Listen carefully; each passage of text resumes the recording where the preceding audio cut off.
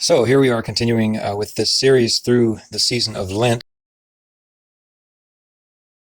specifically looking at the temptation of Jesus in the wilderness. So as we continue today and through the standard 40 days of Lent, we're talking a little bit today about another aspect of what we started with, seeing Satan coming to Jesus in the wilderness and tempting him. So there's an interesting thing we note when we look at these temptations, the three instances that we see when Satan came, and each time he referred to Jesus as the Son of God.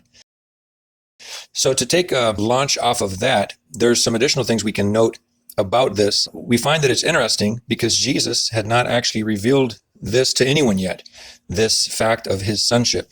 This brought to mind Psalm chapter 2, verse 7 and verse 12, which give some other interesting thoughts regarding this reflection on how Satan referred to Jesus as the Son of God.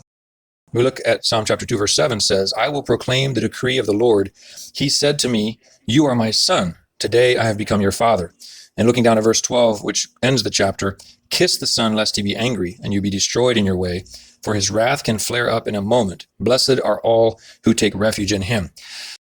The scriptures actually contain this revelation that God had revealed 1,000 years earlier through King David. And so it's as if the spirit realm was already put on notice that this promised Messiah who was going to come, everyone who knew the messianic prophecies from the very beginning, from the time of Adam forward, knew that there was a promised Messiah, but no one knew when exactly. They sought desperately, the scriptures say, to know the times of his coming, but they didn't know all the details. Even his disciples during his very life didn't understand. And so the devil had this apparently some understanding of this, just as the spirits themselves knew who Jesus was, and yet they were not privy to all of the workings that God had planned through this amazing messianic revelation and this messianic appearance of Jesus and exactly what he was going to do.